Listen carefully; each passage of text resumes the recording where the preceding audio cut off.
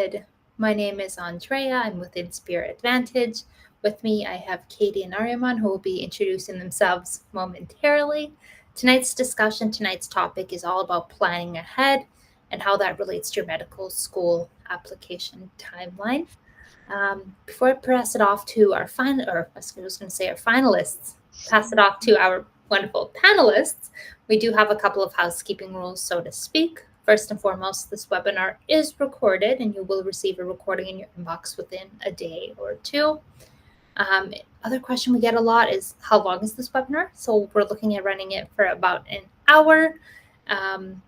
We'd love to give you a lot of time to not only go through various topics. So mapping out your timeline, how to stay organized, avoiding common delays, obviously some expert insights, but we love to do a discussion at the end where you have that ability, that moment to really have a Q&A with our wonderful panelists here, where you get to ask your questions about your application, maybe your MCAT, maybe a personal statement, something of that sort, right? So you do get the ability to have that one-on-one, so to speak, with our wonderful panelists tonight. So before I pass it off to them, I just want to take a quick moment to introduce who we are, because we recognize there's a ton of new faces to these webinars. As mentioned, we're Inspire Advantage. We're a globally recognized admissions consulting and test prep firm with over 16 years of experience. We specialize in helping students gain admission to top graduate healthcare programs such as medical, residency, dental, veterinary, PA, and nursing programs with a 94% acceptance rate, something we're incredibly proud of. What we do is we really believe in starting early, which is why we offer something called pre-health advising for college freshmen.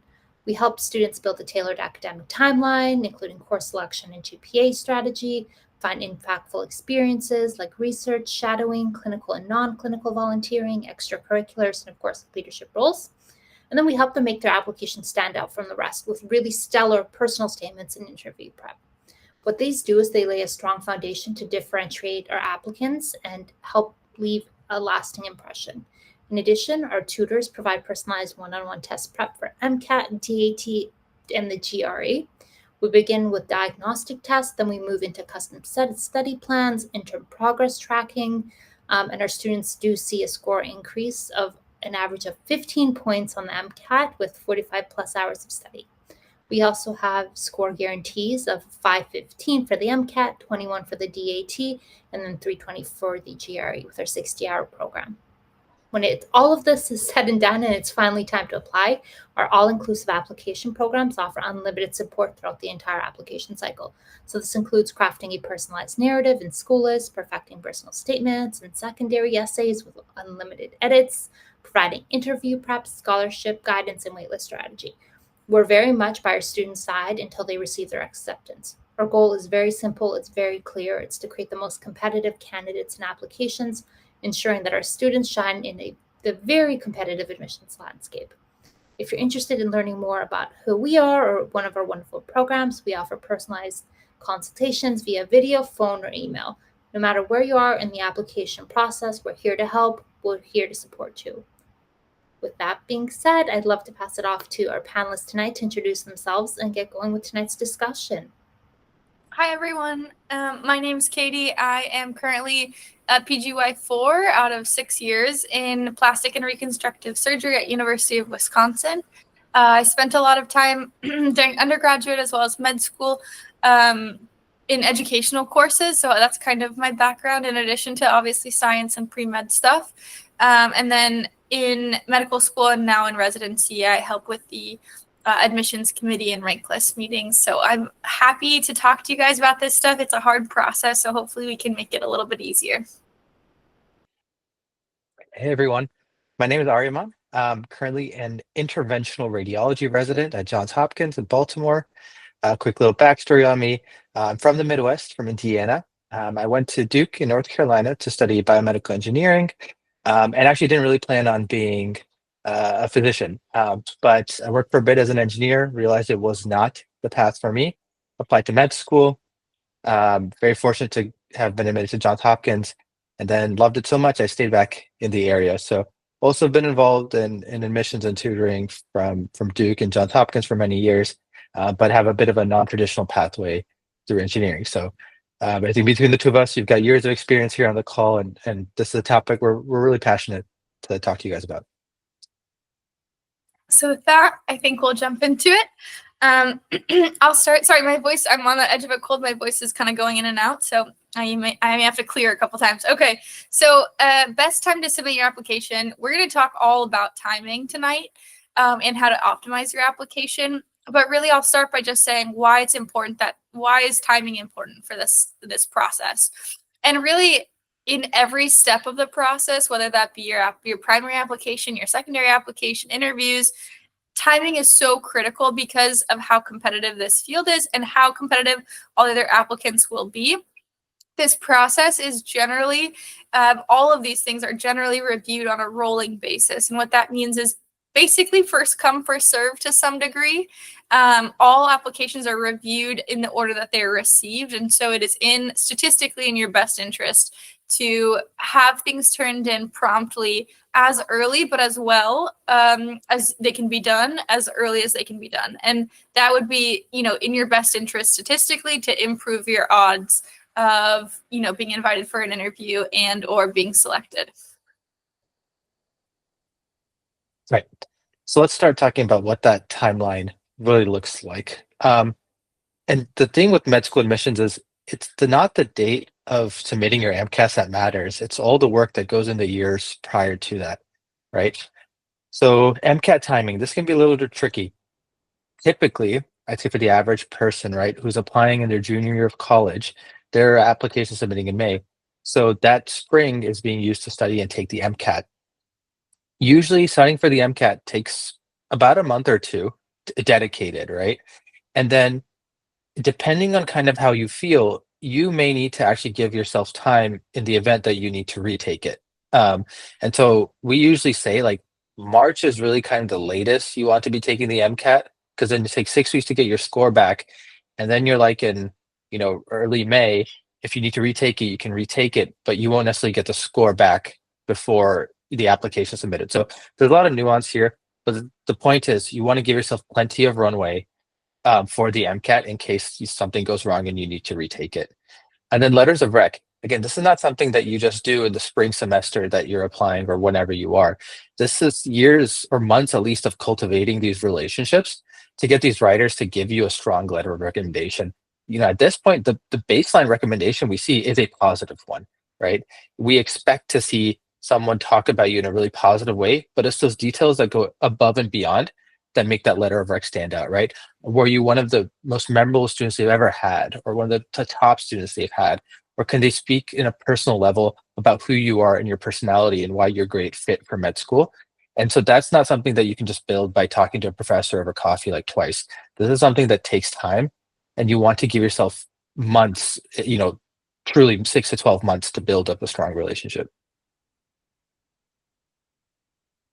So thinking about all the things that go into this timeline in the application, you of course have your primary applications, which for folks who don't know are basically the work and activity section, your grades, your MCAT, GPA, those things, course load, letters of recommendation, and personal statement. That basically goes into your primary application that's submitted via AMCAS or ACOMAS. And that timing is crucial, of course, as we've already talked about. I think for the 2025 year, it opens May 1st, and the earliest you can submit is the 28th. And those things need to be done promptly, like we said, as soon as possible on the earliest possible deadline. And then once you have submitted your primary application, your job is not done. You can start pre-writing for secondary applications, and we'll talk more about this in a little bit, but basically there are, Inspira has their own website, but you can also Google and find some websites that have past secondary application questions for each school in the country, medical school in the country, both MD and DO, and you can start preparing for those secondary application questions, which need to be well written, but also promptly turned in. And then balancing coursework and applications. So this can be challenging. Of course, you need good grades. It's a part of your application. Of course, you want to maintain good relationships with the professors whose courses you're in. But obviously, applications need to be given appropriate respect in terms of prioritization. So if you are still going to be in school while you're applying, it's important to try to account for that with your course load and try to lighten your course load on those months or during that time that you know is going to be heavier in the application cycle. All right. So touching it back on this letter of rec, because again, it is important. And letters of rec, you're gonna have a variety of them, right? You're gonna have some that talk about you as a person in the classroom. You're probably gonna have some that talk about you in extracurricular activities, whether that's research or volunteering. And again, it's not enough today for someone to say, Jason was a great student. He showed up on time. He did his work. He got good grades. Like, that's the baseline that we expect you to do. And that letter to say it truly has to go above and beyond. It's got to be things like, Jason came to all the office hours and learned the material so well, he was able to actually teach other students and ended up being a TA for my class. Or Jason joined this professor's like research lab or their volunteering organization, right? These are the key words and key statements do stand out on the letter of rec, because the reviewers have read so many of them. When we do see those key statements and words, like, we're able to pick up on them and make a note in your application. So avoiding common delays in your application, like we said, efficiency and timeliness, promptness is so crucial here. How can we avoid any delays? Well, the first is what Ariman already touched on, which is planning your MCAT timing just assume that you need a retake. Even if you're coming in super strong and confident, you never know what could happen. You get a migraine, you get, I don't know, something happens. Get in a car accident on the way there, I don't know, but just plan for a retake. So plan your MCAT timing accordingly, assuming that you'll need a retake. That way, if that doesn't happen, great, and your application is look in a great spot. If that does happen, you're not stressing and sweating and delaying your application. Next, we already talked about once you submit your primaries, you need to be on the ball about starting to pre-write your secondary application essays. And then once you turn your secondary essay applications, and sometimes even before that, you can start thinking about common interview questions and preparing some strong answers for potential interview prep. Of course, not verifying your transcripts early can delay the process with AMCAS. So you want to just make sure that you're following those guidelines. And then we talked about already letters of recommendation, how important they can be. This can actually be a step that delays you. I think it's kind of underappreciated, but letter writers can be busy. They are often busy with other things. They have other courses going, they have other research, whatever it may be. And letters of recommendation are not always at the very top of their priority list. Many need to be reminded multiple times to get these in on time. And I would not feel uncomfortable doing that. Of course, you do it in a respectful and polite way, but many of them need reminders. So just make sure that you give them enough time to adequately write it, and then also give them enough time to have reminders so that you can still be getting those in on time. All right. So we mentioned a lot of deadlines. How the heck do you make this all work with everything you've got in life, right? For me, especially, and I'm sure Katie feels the same way, I think it's really important to work backwards. I think this is how you do it the most effectively. Figure out when the application date for the cycle you want to apply is, right? So assuming, let's talk about 2025. May 28th is when that application opens. You have to submit that day. There's nothing that you can do that's easier to boost your chance of getting into med school, right? First person to apply, first person gets verified, first to submit their secondaries, first to get the interview slot, first to get the rolling admission, right? Everything comes down to that day. So then you work backwards. How much time do you need for the MCAT? Whatever, 6 months or something, right? How much time do you need for letters of rec? And then what are the classes? Do you have all the prereqs done? And so then you have to start, keep going backwards, right? Especially for your coursework. Are you taking the right classes on time so that you're going to hit all the prereqs come application season? So that timeline is going to be a couple year timeline, but that's the best way to stay on track. And then how to manage unexpected delays. And that all comes down to buffer time. Like we talked about the MCAT, just expect that you might need to take a retake. It's not a comment on your intellectual ability or your ability to take the MCAT. It's being realistic and not hurting your application by a whole year in case something goes wrong. So have that timeline, be rigid and flexible at the same time by building in a buffer time, and talk to people who have done this before, whether that's an advisor, a counselor, or a friend. So get resources. There are money out there. Amazing. So I just want to take a quick moment to pop back in and see if there's any kind of questions in the chat. I don't see any as of right now. As well, I just want to take a moment to, just as a thank you from our team for joining us live, we wanted to offer you a 10% off code for any one of our wonderful programs, and remind you that we do have those free one-on-one consultations where you'll be able to sit down with one of my awesome colleagues and go over any sort of particular questions you have about the process, maybe your application, maybe you'd like to know a little bit more about MCAT tutoring and what that looks like, or even how to work with Katie or Aryaman. So we do have those resources available to you, and I wanted to share that. With that being said, Awesome. Katie, did you want to take it away? I saw you going to click. Perfect. Okay, so we talked a little bit, I mentioned secondary applications before, and now is the part where I'm going to talk a little bit more in depth about what they are and why they're important. So secondary applications come usually a few weeks, I would say 2 to average, probably weeks after you submit your primary application. Most schools, you will receive a secondary application from most schools that you apply to. There are some schools that have some initial kind of filtering cutoff things or things they're specifically looking for in the primary before you get a secondary, but most schools will send you a secondary if you've applied and are a reasonable candidate. They are basically school-specific questions that are meant to help identify some characteristics that these schools are looking for in applicants. But it's also an opportunity for you to advertise yourself and why you would be a great fit at that school. So it's so important, again, for rolling admissions reasons, that speed and quality are of the utmost importance for this process. So speed is important for that. The earlier you're seen, the earlier you're evaluated, and the better your odds. However, that doesn't mean turn in a half-done, an unspell-checked secondary application essay because it's faster. So you have to have this perfect marriage, like well thought out, strong answers that have been spell checked, grammar checked, all of those things complete, and they answer the prompt and they have the correct number of characters, all of these things that are meeting the criteria for a strong secondary essay answer. But we need to be doing that within a timely manner. My cutoff is generally within a week. For applicants, there are some times where that's not feasible, and there are some times where you can get them in sooner because you've pre-written.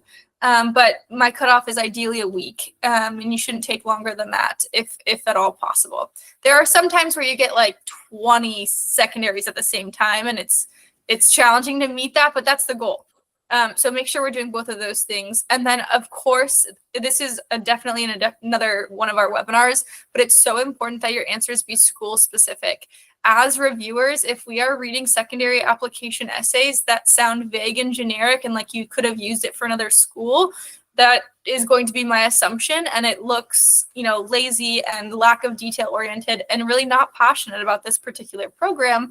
And that doesn't look good for your application. So it's okay to recycle some components of secondary applications. A lot of them have very similar questions or prompts. It's okay to recycle some of the ideas, but you need to make each answer school specific in order to really stand out. All right. What do we look for in terms of applicants, and how does that show up if they're really staying on track and planning well? So be on top of your deadlines, the ones that you've set, right, for yourself by building like that timeline that we talked about from years up, right? And check off when you do get things done, right? Give yourself a pat on the back. Congratulate yourself when you do get a certain deadline completed or a task completed.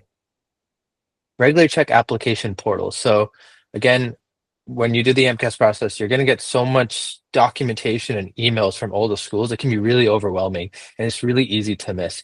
So sometimes what we do for, what we recommend applicants do is have like an Excel sheet, right? Or Google Sheets where you mark down for each school. Did you submit your primary? Did you submit your secondary? What date was it due? Did you get an interview request yet? Did you get, anything else? So just having this big table can really help you organize all the different schools that you've applied to. Dedicate specific time blocks for essays and interview prep, right? Essays and personal statements are really best written over time, not crammed into like 1 week. It's when you take a stab at it first, that's the hardest part. Then you revise it, V2, V3, V4. Each time you're getting feedback from different people and making edits, right? And so if you can set aside like an hour or two a week early on to start writing these essays or pre-writing your secondaries, when it comes to the end, you're not going to be stressed and overwhelmed. And then for interview prep, right? Don't just like brush this to the side. You might think you know your application and can talk about it, but there's a difference between someone who can talk about their application and someone who can really talk about the application. And that's what the interview is trying to figure out. Are you the person you say you are on paper? And can you talk about it eloquently? So do prep for your interview. And then, like I said, get feedback early on, right? There's so many people that have gone through this process. Like, you're not the first one who's going to do this. So talk to people, whether it's a friend or a colleague, advisor, counselor, whoever it is. There are people who I'm sure are willing to help you and are going to make a big difference in your application.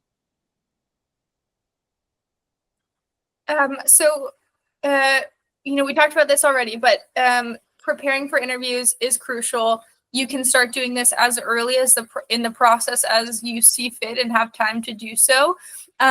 I would recommend doing some kind of mock interviews first by yourself. Then in the mirror, you can record it to see what you look like talking about these things, because you might have different facial expressions than what you anticipated.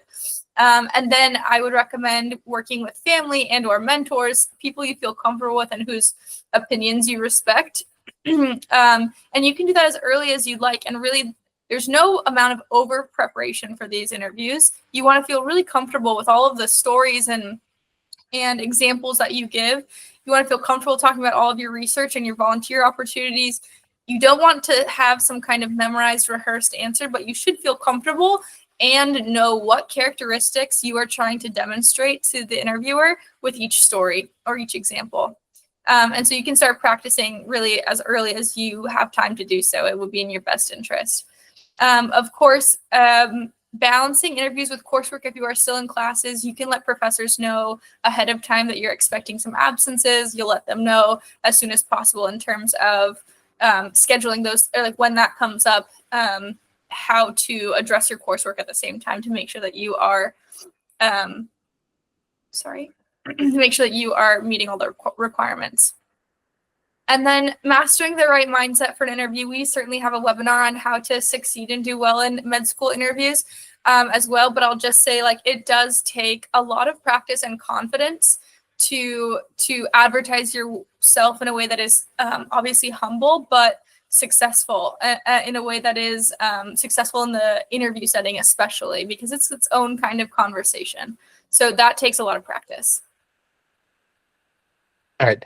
This is probably the most aggravating or stressful part, or people start biting their nails. It's when you just have to wait.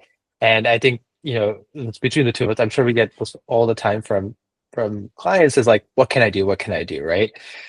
Sometimes there's actually nothing you can do, but there are often times where you can do something, right? There were recent changes on how AAMC is defining letters of interest and letter of intent. I think they just made that change this year.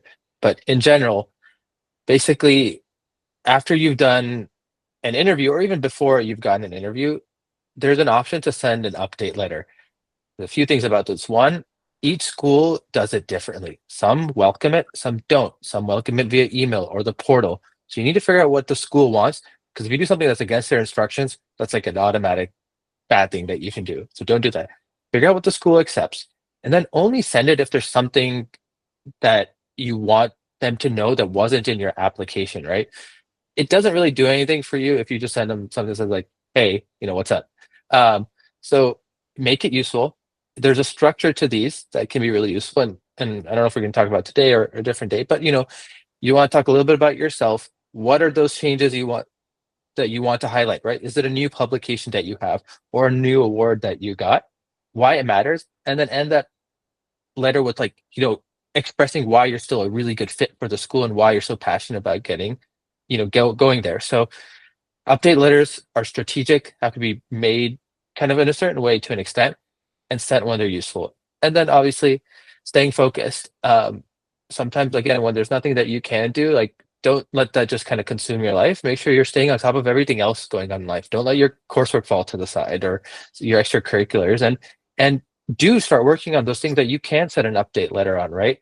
If there's an activity that's about to finish up or a paper that's really close to being published that you weren't able to when when AMCAS opened, get that paper published and then send an update letter. So some things you may run into, let's say you've turned in all of your applications, you've interviewed, and you, let's say option 1, have multiple acceptances. This is obviously best case scenario. You can compare financial aid packages, scholarship availability, and of course program fit, geographic interests, things like that. All these variables that go into making decisions about schools.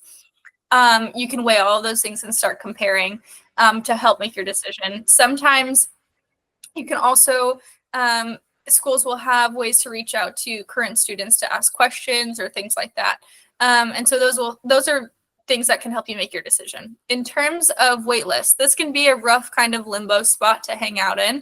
We already talked about some ways you can reach out if appropriate and applicable in terms of expressing continued interest. But you don't really want to do that incessantly. You don't want to kind of bug them incessantly about if you don't have any meaningful updates, just to say, hey, I'm still here. They know. And then I don't know if this is just my brain or what, but like just like you're assuming you're going to have to retake the MCAT, I always felt like unless you got a bunch of acceptances early, you should just assume that you're not going to get in on the first cycle and start immediately planning for what can I do to strengthen next year, or to like reassess and make sure this is the right path. But for most folks, they've already done that. And so you just need to make sure that you're already starting thinking about, if I don't get in this year, what is the plan to strengthen my application? Because if you wait until the whole cycle is over and you've been rejected from every school and you're on the wait list at 5 schools saying you don't get into any of them, if you wait till all of that is completely over, you've already missed quite a few of available months to strengthen next year's application. So I know that sounds like kind of negative or pessimistic, and ideally that doesn't come up and you don't ever have to think about it.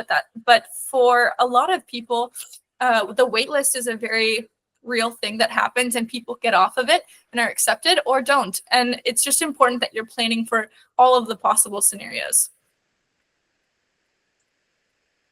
Let's go. There you go. All right. So kind of heading towards the wrap up part, what are things that you can do extra beyond this to make sure your application is up to par, right? Again, I think I've said this maybe 3 times tonight, but just talk to people.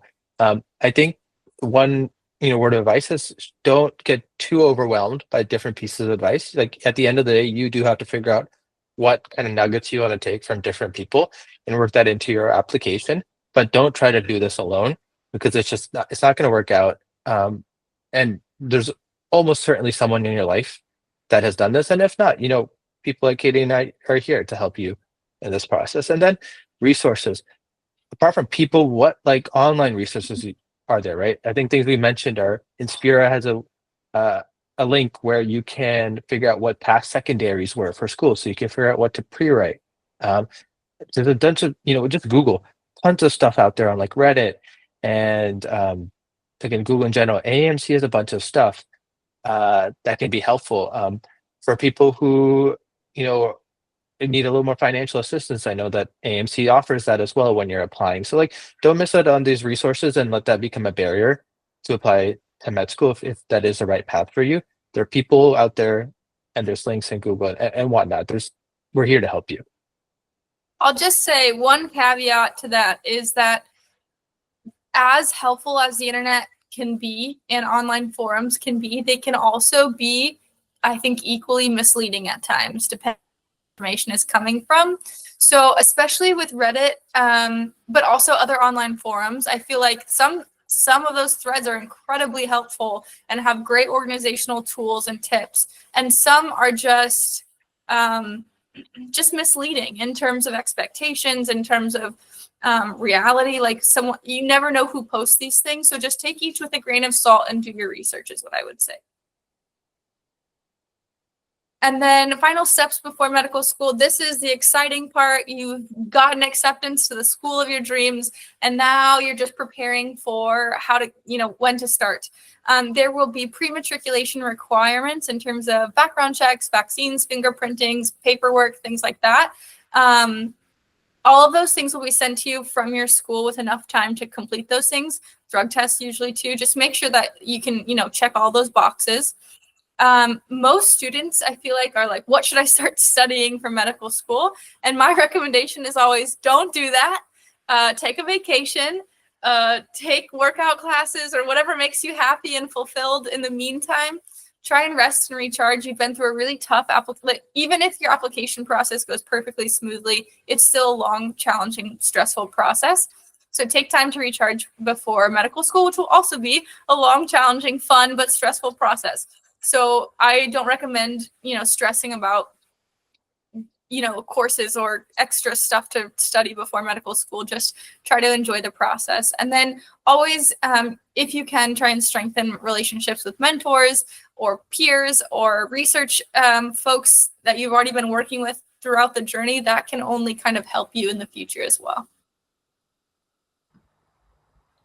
Awesome. So before we just step into the Q&A, we'd love to ask a favor of you. Obviously, we work incredibly hard on these webinars, and we want to continue doing so. So the QR code on screen leads you back to a survey. I promise you it's only 4 or 5 questions. And we just want to hear from you, right? So if there's something we can improve on, if there's something we did right, if there's a particular topic you maybe want us to cover next time, let us know. All of the information gets taken back to our team, and we're really able to then further improve our future sessions. So we'd really appreciate that. Do it now, or you'll receive a follow-up after this webinar with that link as well. With that being said, I'd love to jump right into the Q&A. So there's one question here asking about the emails of the speakers. Unfortunately, we can't give you their direct information, but if you are interested in working with one of them, definitely book a free consultation with one of my really awesome colleagues, and we'll be able to set you up with either Katie or Aryaman or even both. Really depends on what you're going for there. I don't see any other questions in the chat, but I think we'll give people a moment to get those in, because we just gave them a ton of information, and I know it takes a second to digest.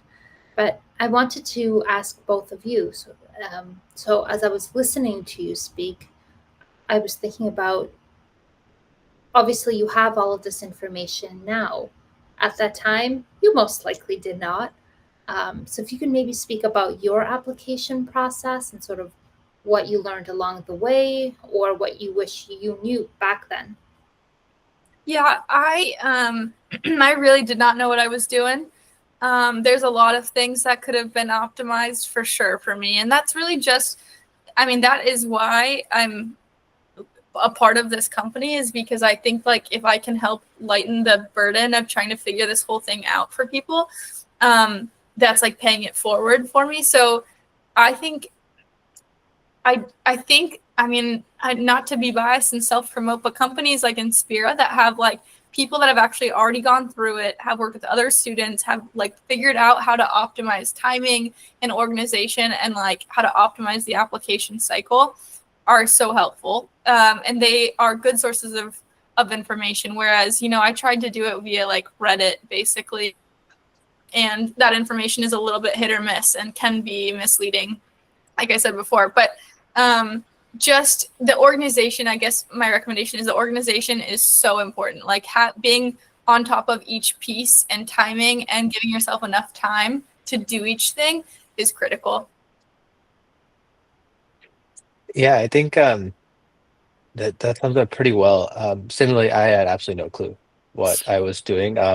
You know, I think I was afraid of asking for help and advice because I didn't want to come across as like I didn't know what I was doing or weak.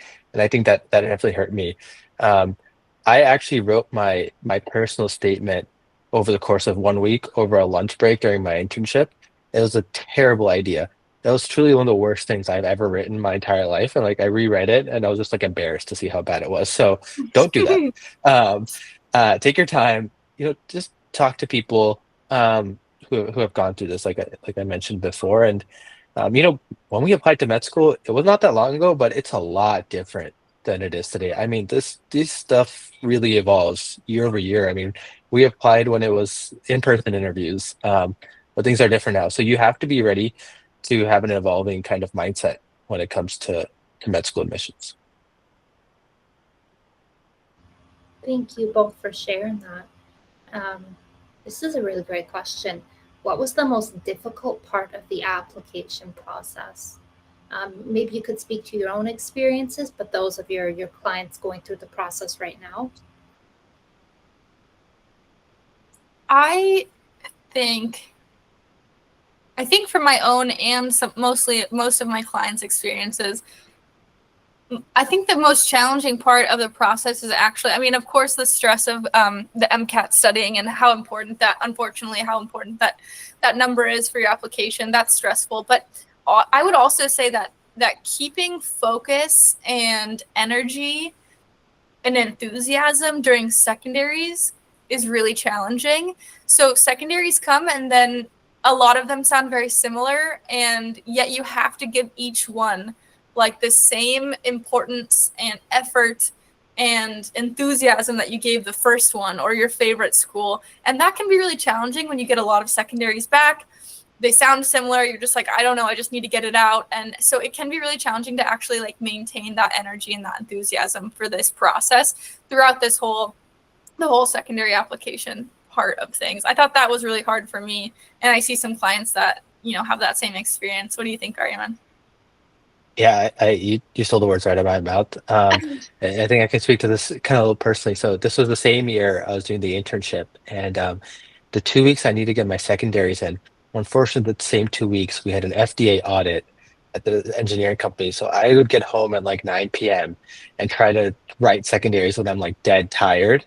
Um, Somehow I made it work, but it was just brutal.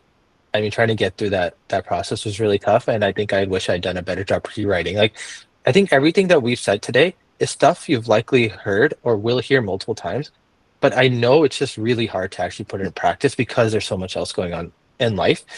But just the most intentional you can be about it, I promise you, it does end up paying off to your benefit, and you won't have like experiences that the two of us went through, other clients went through. Um, so I know it's hard to take this advice, but it does actually work. You know what? I think that's a really perfect segue into the next question and about having a lot happening in life. This particular individual is a non-traditional applicant, and they're taking the MCAT in May and applying the spring, which is super exciting for them. They think their weakness is their MCAT prep. It's their first MCAT. They took a class, but they're really not seeing the results that they desire to be like a competitive applicant. What would your suggestions be just for this individual or all those individuals who really aren't seeing the results that they want from their MCAT prep? Yeah, Heaven, this is a good question. And I see that the next comment is that you're still in grad school too. So the balancing is a real thing. I'll just comment on that because I had the same issue.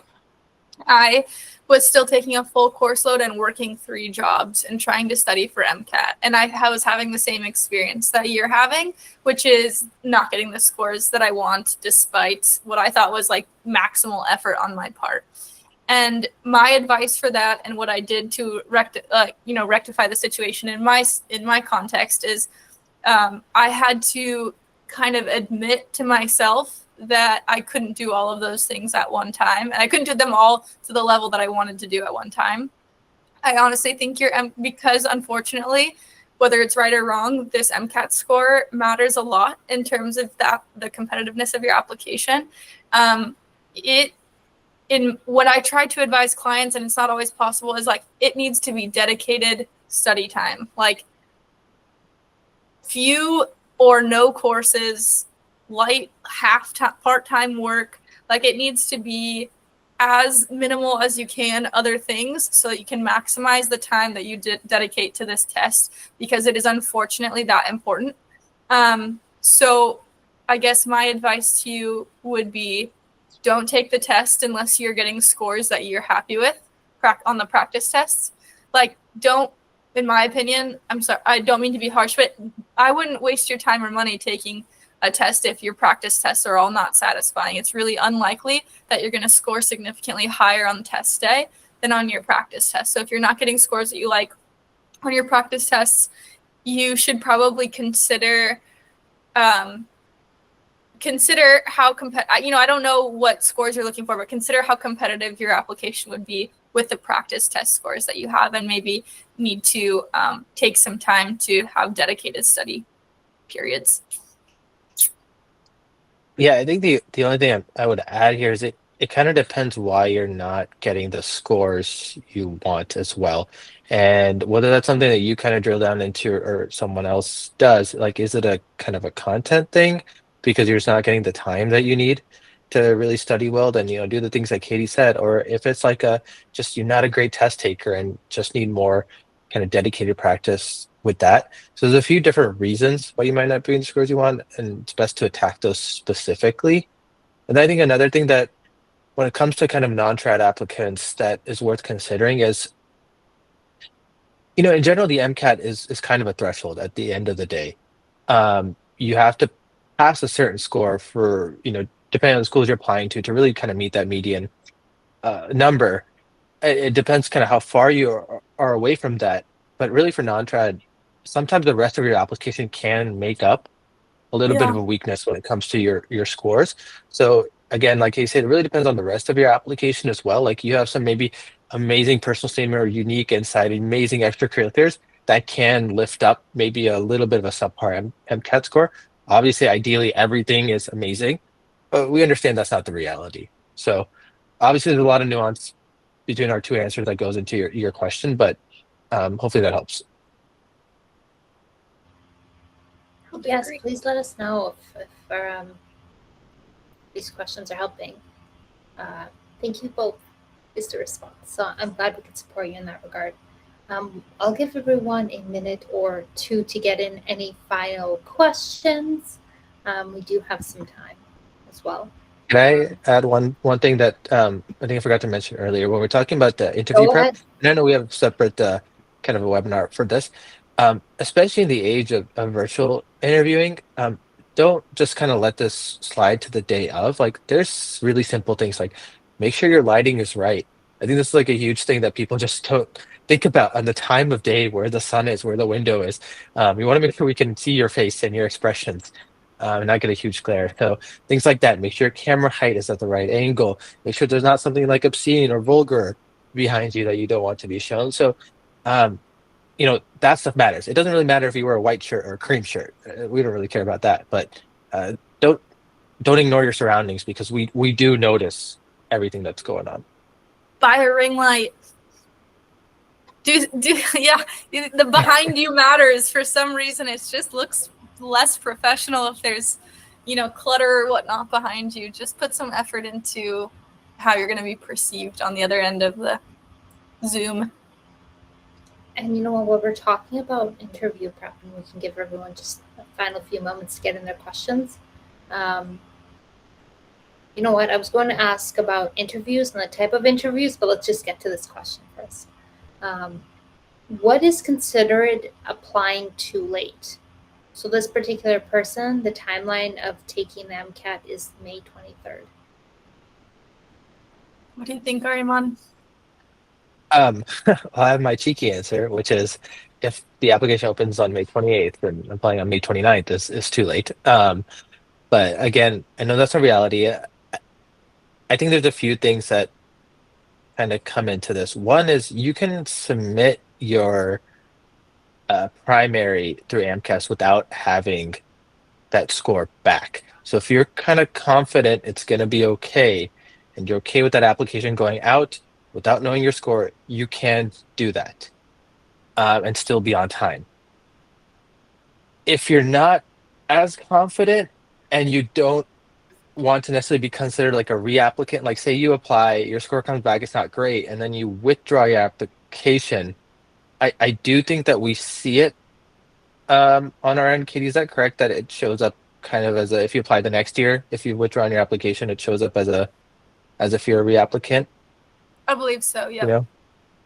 Yeah. So and that can hurt, right? Especially if you don't have, it goes with the backstory. But point is, you can still apply. It really depends how you're feeling about your application. It's not necessarily too late, but it's definitely not what we would advise on in most cases. I really think that MCAT should be taken by March so that you get your score back before you submit your primary. But Katie, your thoughts? Your MCAT score also helps inform what schools you should apply to. So in my impression, it's important to have before you apply.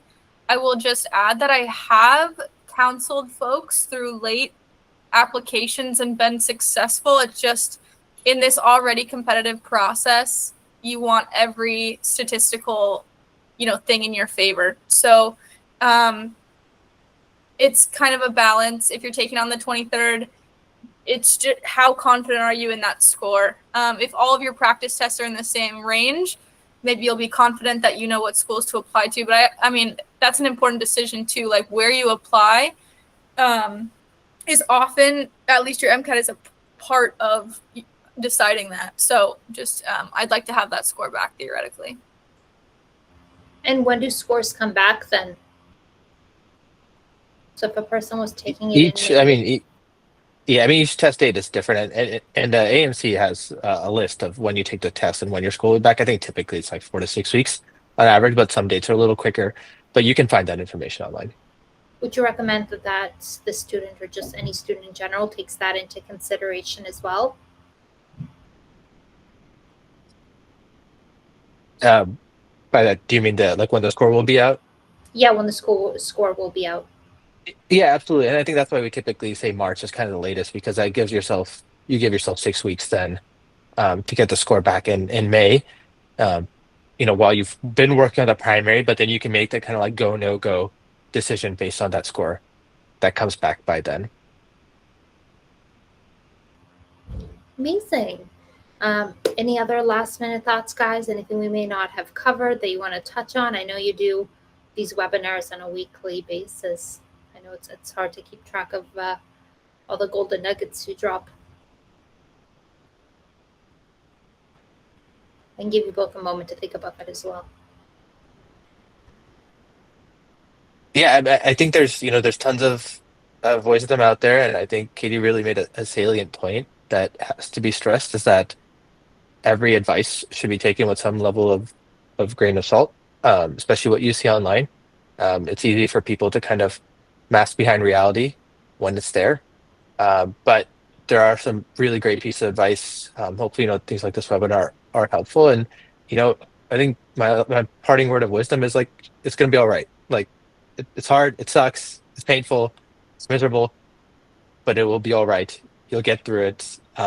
We're all on your side and want everybody to succeed as best they can. And we've got it. We've been through it. So keep trying, keep your head up. It is worth it at the end. I think that is a perfect place to wrap up tonight's webinar. Arima and Katie, once again, thank you so much for being here. Absolutely loved having you. I look forward to these every week and the sort of discussions that we have. To our audience, thank you for joining us here tonight. We do run these every single week. So we talk about various topics everywhere from the med school application timeline to the MCAT. Recently with Katie and Arima, we just had a webinar on post-secondaries on secondary essays. So we are here. We want to make sure that we provide you with as much support as possible and as many resources as possible. So please don't hesitate to reach out. Yes, and we would love to hear from you. So please don't hesitate to fill out that feedback form as well. I hope everyone has a wonderful evening, and we'll see you next week.